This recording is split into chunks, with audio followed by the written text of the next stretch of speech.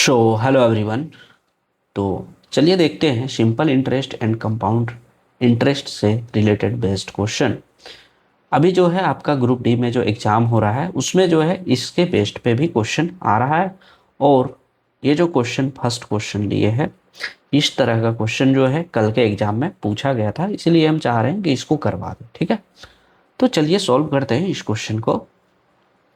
16,820 is divided between two brothers aged 27 years and 25 years. They invested their money at 5% per annum compound interest in such a way that both will receive an equal amount at the age of 40 years. Find the share of elder brothers. तो कहने का मतलब ये है कि 16,820 रुपये है जिसको मैं दो भाइयों में बांटना है। एज जो है वो 27 साल है और 25 साल है। बोला दोनों का जो है 5% कंपाउंड इंटरेस्ट पे जो है इन लोग को दिया जा रहा है। और बोल रहा है 40 साल के बाद जो है इन लोग का जब 40 साल एज हो जाए तो दोनों को इक्वल अमाउंट में पैसा होना चाहिए। तो बोल रहा है कि बड़े भाई को कितना शेयर मिलेगा। ठीक है, तो फर्स्ट ऑफ ऑल यहाँ पे हम लोग क्या करते हैं, जो लास्ट का एज होता है मतलब कितना साल में इसको इक्वली अमाउंट मिलेगा, दैट मीन्स 40 ईयर यहाँ पे दिया हुआ है। तो 40 ईयर में से घटाएंगे 27 ईयर, तो ये कितना हो जाएगा आपका 13। और यहाँ से हो जाएगा 40 में से 15 ईयर, तो ये हो जाएगा आपका 25 ईयर। तो यहाँ हो जाएगा 15, यानी 13 साल 15 साल जो है अंतर आया। अब इसमें देखना है 15 और 13 का बात आया, इसमें अंतर कितना है 2। अब जी क्या करेंगे, इसका जो फ्रैक्शन वैल्यू आता है तो फ्रैक्शन वैल्यू कितना आएगा 5% का, तो 1/20। अब कंपाउंड इंटरेस्ट में क्या करते हैं कि 20 जो होता है वो प्रिंसिपल आता है और 1 जो है इंटरेस्ट, इसको जोड़ेंगे तो अमाउंट बन जाता है। तो यही प्रोसेस इसमें भी लगेगा। तो 20 से जो है 21 बन गया। अब ये दोनों का अंतर 2 था, इसीलिए दोनों का पावर हम लोग क्या करेंगे 2 कर देंगे। 20 का स्क्वायर हो जाएगा 400 और 21 का स्क्वायर 441। अब दोनों का सम जो है वो दिया हुआ है आपका यहाँ पे 841 आया और ये दिया हुआ 16,820 रुपये। कितना गुना है, तो ये 20 टाइम्स है। ठीक है, 20 टाइम्स है। अब बोला है आपको एल्डर ब्रदर का, यानी बड़े भाई का। बड़े भाई का जो है ये 441 है, तो इंटू यहाँ पे 20 करेंगे तो यहाँ से कितना हो जाएगा, ये हो गया 882। तो इतना अमाउंट जो है एल्डर ब्रदर को मिलेगा। तो ये आपका करेक्ट उत्तर हो जाएगा। ठीक है, चलिए देखते हैं next question. A man has 10,000 rupees. He lent a part of it at 15% simple interest and the remaining at 10% simple interest. The total interest he received after 5 years amounted to 6,500. Find the difference between the two part of the amount he lent. तो बोल क्या रहा है question में कि 10,000 का amount है एक मैन के पास, जो कि 15% का सिंपल इंटरेस्ट और बचा हुआ पार्ट जो है वो 10% का सिंपल इंटरेस्ट पे जो है इसको 5 साल के बाद जो है टोटल 6500 रुपया जो है क्या मिलता है, इंटरेस्ट मिलता है। तो बोल रहा है कि find the difference between two part of the amount, यानी दोनों का जो अमाउंट मिलता है उसका डिफरेंस क्या होगा। तो देखिए इसको एलिगेशन से बनाएंगे। फर्स्ट ऑफ ऑल देखना है रेट परसेंटेज निकालने के लिए 1 साल में जो निकलता है, 1 साल का इंटरेस्ट जो होता है उसको हम लोग रेट परसेंटेज उसी से निकालेंगे। तो 5 साल का यहाँ पे दिया हुआ है 6500, तो 1 साल का कितना हो जाएगा, इसको 5 से डिवाइड करेंगे तो 1300 हो गया। ठीक है, अब देखिए इसका डेफिनेशन क्या होता है रेट परसेंटेज का, कि 1 साल में जो इंटरेस्ट मिलता है किसी प्रिंसिपल पे उसको हम लोग बोलते हैं जो है वो रेट बोलते हैं। ठीक है, तो 1 साल में 1300, तो इसका रेट परसेंटेज कितना होगा देख लेते हैं। 1300 प्रिंसिपल कितना है 10,000 इंटू 100, यहाँ से 4 जीरो कटा, ऊपर में भी 4 जीरो, दैट मीन्स 13%। ये 13% आ गया। अब हम लोग को एलिगेशन लगाने में आसानी हो जाएगी। तो करेंगे क्या, यहाँ पे 15% दिया एक भाग, दूसरा पार्ट जो है वो 10% है और ये जो हम लोग का रेट परसेंटेज है वो 13 दिया हुआ आया। तो यहाँ से हो गया आपका 3 और ये 15 में 13 2। ठीक है, ये दोनों का सम करेंगे तो ये मेरा अमाउंट जो है प्रिंसिपल उसके बराबर होता है। दैट मीन्स ये जो रेशियो है वो प्रिंसिपल का है। तो 3 2 5, तो 5 का वैल्यू जो है वो आपका दिया हुआ है 10,000, यानी कितना है गुना 200 गुना है 2000 पच्चे 10,000, हाँ 2000 गुना है। ठीक है, अब क्या बोला है, फाइंड द डिफरेंस बिटवीन। तो देखिए 3 में 2 गया तो कितना बचा, सब्ट्रैक्ट करेंगे। ये तो प्रिंसिपल था, दोनों प्रिंसिपल का अंतर पूछा है। तो 3 में 2 गया तो 1, तो 1 का यहाँ पे जो है 1 का वैल्यू कितना है 2000। ठीक है, तो 2000 जो है इसका करेक्ट उत्तर हो जाएगा। इसमें ऑप्शन नहीं दिया क्योंकि क्वेश्चन मैंने खुद बनाया। ठीक, चलिए यहाँ पे जो है क्वेश्चन इसको भी सॉल्व करेंगे हम लोग। There the father decided to divide 11,900 between his two sons in such a way that they both receive the same amount after age of 20 years. The current age of his son is 12 years and 14 years. If the rate of interest is 10% per annum, find the share divided by the younger son. देखिए बोल क्या रहा है, पिताजी जो है वो decide करते हैं 11,900 रुपये है जो दोनों बेटों में बांटना चाहते हैं। वो बेटा का एज जो है बोल रहा है कि 12 साल का है और 14 साल का है, और ये जो है बोल रहे हैं कि 20 साल के बाद उन लोग को सेम अमाउंट मिले।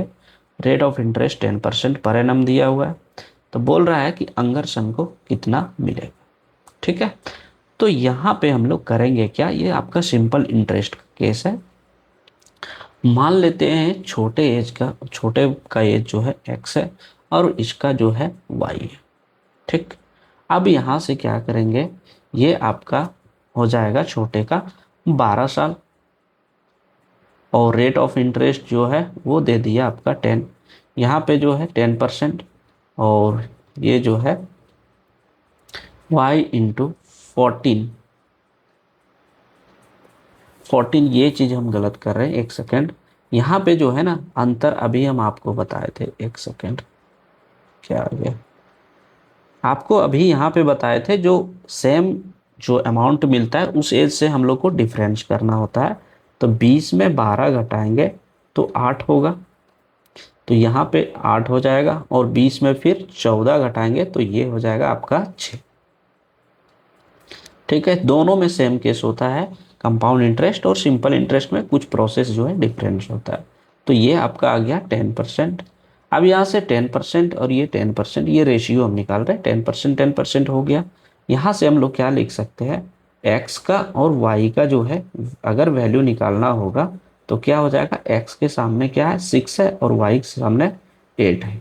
ठीक है, तो यहाँ से क्या हो जाएगा, x का वैल्यू 6 और y का वैल्यू जो है वो 8 हो गया।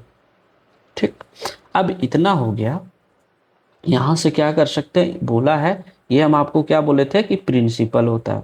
तो 8 6 14, 14 का वैल्यू कितना दिया हुआ है, या तो अगर इतना नहीं करना चाहते हैं तो इसको काट लीजिए, 3 दूना 6, और ये हो गया आपका कितना, ये हो गया 4 दूना 8 और 4 3 7, 7 का वैल्यू दिया हुआ 119, 11,900। कितना मल्टीपल है, तो 17 सते 19 से 1700 का मल्टीपल है। ठीक है, अब बोला है अंगरसन, तो अंगरसन का वैल्यू कितना है यहाँ पे 3, चूंकि रेशियो हम लोग काट चुके हैं तो 3 दिया हुआ है, तो 3 इंटू 17 करेंगे 1700, तो ये हो जाएगा 5100। तो 5100 जो है वो करेक्ट उत्तर हो जाएगा। अगर यदि यहाँ पे अंगरसन बोलता, ये अल्डरसन बोलता, तो ये हो जाता यहाँ पे 1700 से इसको मल्टीप्लाई कर देते तो 6800 हो जाता ये एल्डरसन का। क्लियर है यहाँ तक? चलिए देखते हैं नेक्स्ट क्वेश्चन। देखिए दिया क्या है, बोला है ये certain some of money is invested into 2 parts at the rate of 16.2/3% per annum compounded annually for 7 years and 10 years respectively. If the amount received in both investment is equal, difference their investment is 2540 rupees, then find the total investment. तो देखिए यहाँ पे बोला क्या है कि कुछ पैसे हैं जिसका रेट ऑफ इंटरेस्ट कुछ दिया हुआ है 16.2/3% पर एनम कंपाउंडेड है। तो यहाँ पे बोल रहा है 7 ईयर और 10 ईयर के लिए दिया हुआ है, और दोनों का जो है बोल रहा है if the amount receive both investment is equal, बोल रहा है दोनों जो है अमाउंट इक्वली रिसीव करते हैं यानी पाते हैं, and the difference between their investment, दोनों का डिफरेंस जो है इन्वेस्टमेंट का वो 2540 रुपये है। तो बोल रहा है टोटल इन्वेस्टमेंट क्या होगा। तो देखिए ये आपका जो है उसमें जो है ये दिया रहता था तो कि कितने साल के बाद जो है इक्वल होंगे, जैसे फर्स्ट वाले क्वेश्चन में शायद 40 साल का दिया था। तो यहाँ पे जब नहीं दिया है तो हम लोग क्या करेंगे, इसी में से जो है हम लोग सब्ट्रैक्ट कर लेंगे, क्योंकि जब डिफरेंस होगा इक्वली नंबर से तो वहाँ भी वही सेम डिफरेंस आता है। तो यहाँ हो जाएगा आपका कितना, 10 में 7 हो गया 3, और इसका फ्रैक्शन वैल्यू कितना हो जाएगा 1/6 इसका, तो ये 16/2/3। ठीक, अब 1/6 हुआ। अब कंपाउंड इंटरेस्ट में क्या होता है, 6 से 7 हो गया आपका इंटरेस्ट। ठीक है, अब 6 का पावर 3 करेंगे और 7 का भी पावर 3 करेंगे। 6 का पावर 3 करेंगे तो 216, और ये 7 का 343 हो जाएगा। बोला दोनों का डिफरेंट 2540 है, तो दोनों का अंतर अगर करेंगे तो 127 हो जाएगा। इसका वैल्यू दिया हुआ है 2540, तो ये कितना गुना है, ये 20 टाइम्स है। फाइंड द टोटल इन्वेस्टमेंट, तो टोटल इन्वेस्टमेंट पूछा है तो ये दोनों का सम हो जाएगा, ये सम हो गया ये डिफरेंस हो गया, तो कितना हो जाएगा ये देख लीजिए, यहाँ से 6 3 9 और ये 4 1 5 और 3 2 5, 559 हो गया। अब यहाँ पे जब 20 टाइम्स था तो यहाँ भी होगा आपका 20 टाइम्स, तो इसको मल्टीप्लाई कर दो तो ये हो गया 0, 9 दूना 18 और 55, 9 दूना 18, 5 दूना 10 और 1 11, 5 दूना 10 और 1 11। तो इस तरह से आपका वैल्यू आ जाएगा। ठीक है, तो ये जो है आपका करेक्ट उत्तर हो जाएगा। क्लियर है, उम्मीद है यहाँ तक आप लोग को अच्छे समझ में आ गया होगा, और यही चीज़ था जो एग्जाम में पूछा जा रहा है अभी सिंपल इंटरेस्ट और कंपाउंड इंटरेस्ट से। अगर यदि आप लोग को कुछ भी इस तरह का लग रहा है कि ये एग्जाम में आ रहा है और उस चीज़ को हमको बताना होगा तो हम बताएंगे। ठीक है, और चैनल पे जो नए हैं जो वो चैनल को सब्सक्राइब कर लें, वीडियो को लाइक और शेयर करना ना भूलें। तब तक के लिए धन्यवाद।